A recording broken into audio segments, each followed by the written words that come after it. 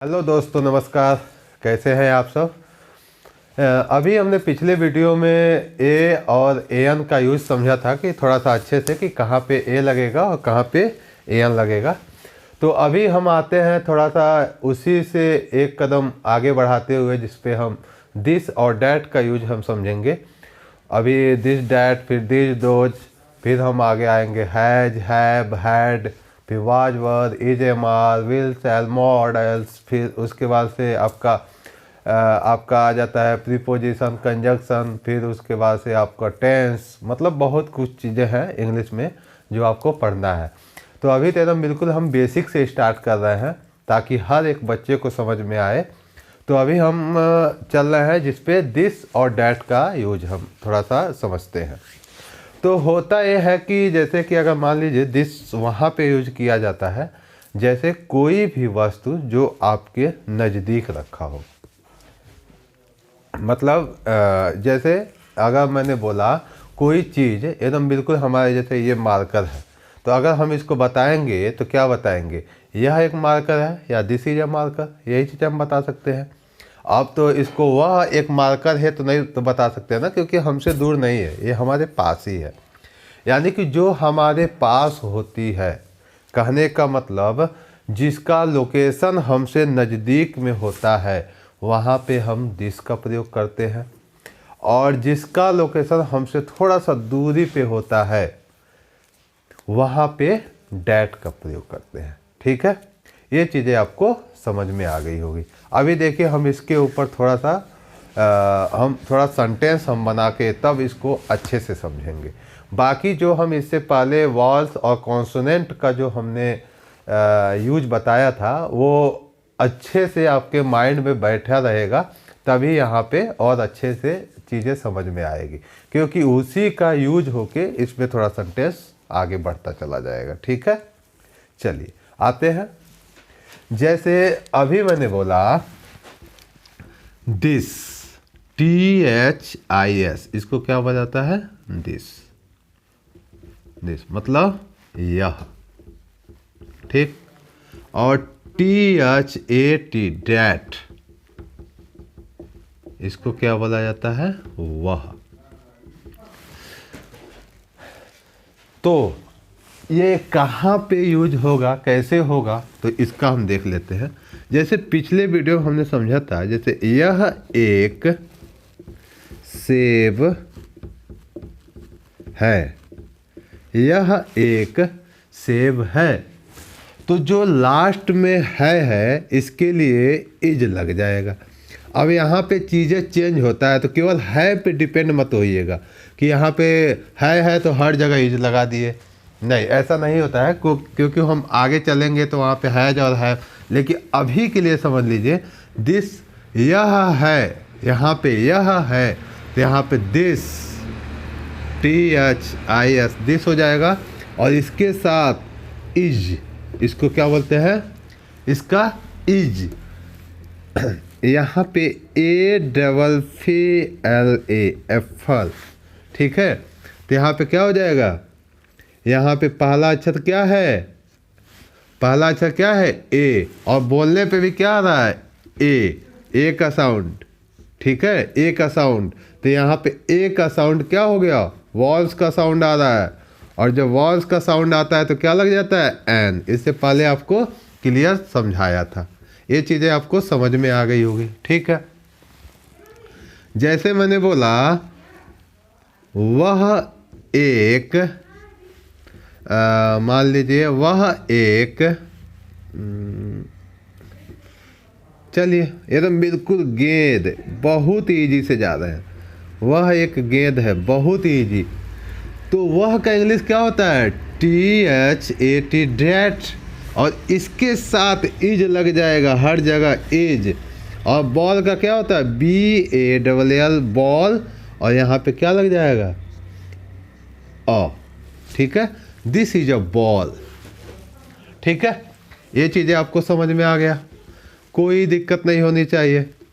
अब जैसे मैंने बोला यह एक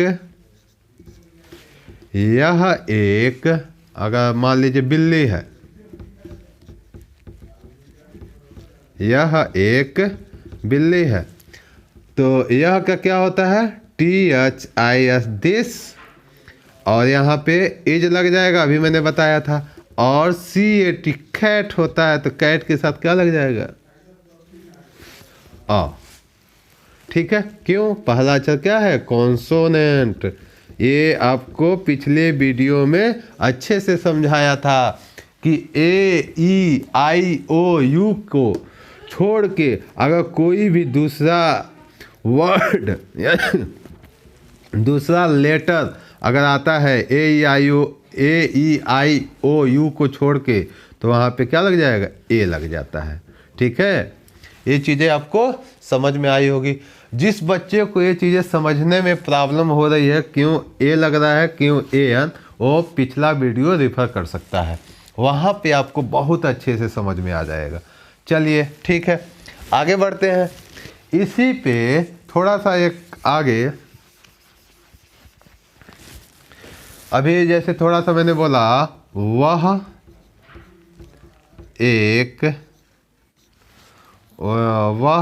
एक विश्वविद्यालय है, विश्वविद्यालय, वह एक विश्वविद्यालय है। तो वह का क्या होता है, THAT डेट, और यहाँ पे क्या लग जाएगा, इज, क्या लगेगा, इज, और यहाँ पे UNIVERSITY,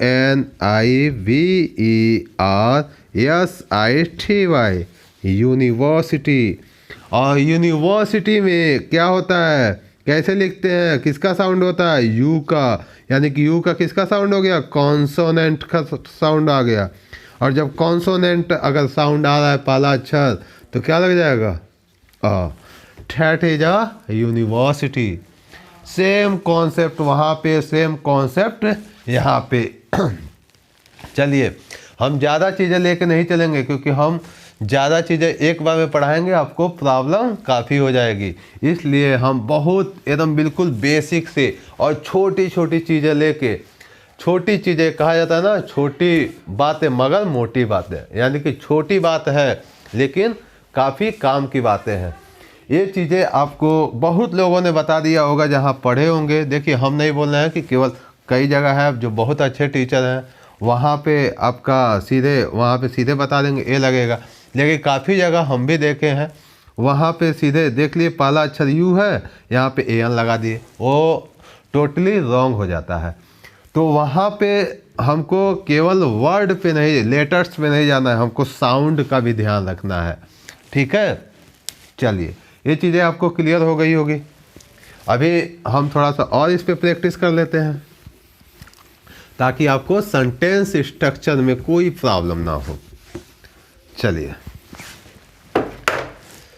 हाँ, जैसे मैंने बोला, यह एक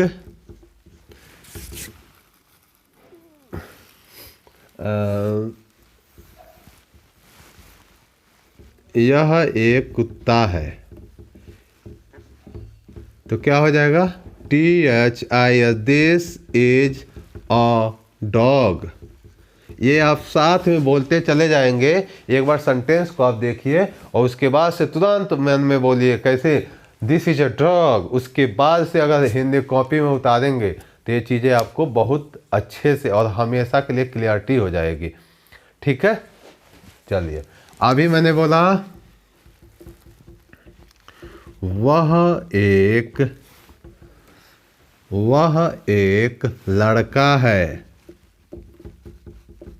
वह एक लड़का है, तो क्या हो जाएगा, THAT डेट इज, और बॉय का होता है BOY, और इससे पहले क्या लग जाएगा, A। अच्छा, यह मैं बोल दिया, यह लड़का है, यह लड़का है, तो देखिए क्या हो जाएगा, दिस एज, और बॉय होगा कि दिस एज, केवल बॉय होगा। यहाँ पे थोड़ा सा सोचने वाली बात, तो लड़का जो है एक तरह का नाउन है, और किसी भी नाउन के पहले हम क्या लगाते हैं, आर्टिकल ए या एन का प्रयोग करते हैं, तो ये करेक्ट होगा। This is a not a correct. समझ में आया? ठीक है। यहाँ पे एक चीज़ और बताइए, यहाँ पे अगर ये मैं बोल दिया ही, अब ही का कॉन्सेप्ट हम इसलिए नहीं बताए हैं क्योंकि वो आगे चलेगा ही सी इट, तो ही इज ए बॉय, ये भी हो सकता है, ठीक है। लेकिन अभी के लिए यहाँ पे हो क्या रहा है, जैसे कि कोई दूर खड़ा है और दूर से हमको समझ में नहीं आ रहा है कि एक्चुअली में वो है क्या, और वो हम देख रहे हैं तो एक टाइप का लड़का हमको लग रहा है, तो वहाँ पे बोल दिए वह एक लड़का है, ठीक है। नहीं बोलते हैं, अगर आप लोग बैठे हो कहीं पे, अगर किसी को देख रहे हो, कह रहे भाई क्या है वो, मतलब समझ में नहीं आ रहा है, टोपी लगाया हुआ, मतलब अलग से कपड़ा जैसे टंगा हुआ, क्या समझ में नहीं आ रहा, तो हमको तो कुछ लोग बोलते हैं कि यार वह एक लड़का है। ये चीज़ें होती है ना, उस सेंस में डैट इज ए बॉय, ठीक है। अच्छा चलिए, यहाँ तक आपको क्लियर हो गई होगी। चलिए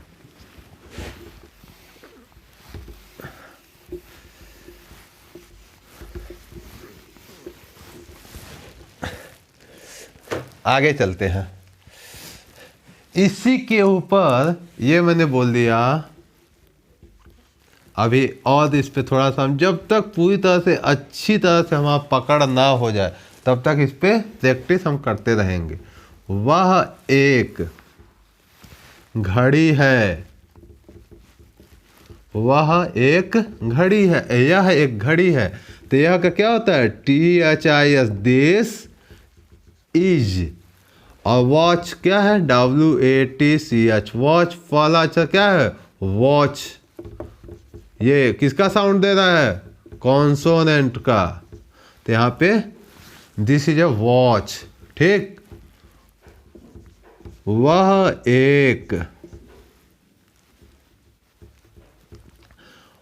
एक दवात है, ठीक। तो क्या हो जाएगा, THAT, डेट इज। यहाँ पे क्या हो जाएगा, INK और POT, इंक पॉट।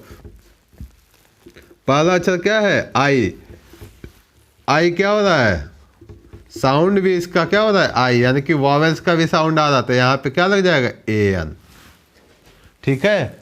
समझ में आ गया कि नहीं आ गया, ठीक है।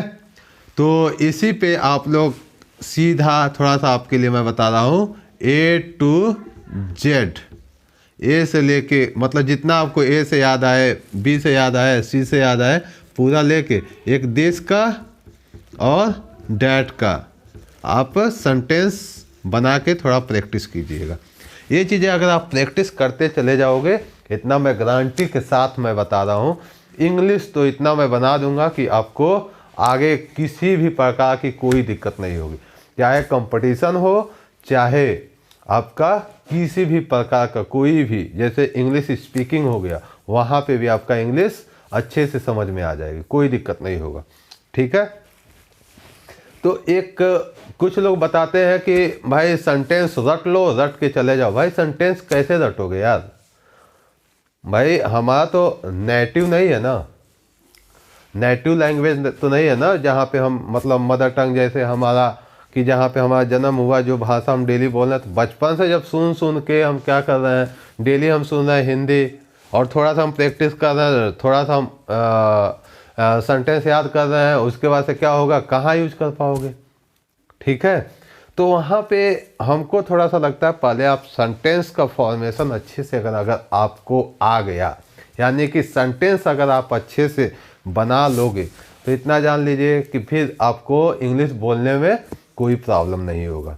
अब ये कैसे होगा, आप सीधे पहले पूरा सेंटेंस को अच्छे से प्रैक्टिस करते जाइए, जितना सेंटेंस मैं बनवा रहा हूँ वहाँ पे पूरे अच्छे से बोल के, प्लस उसके बाद से लिख के अच्छे से प्रैक्टिस कर लीजिए।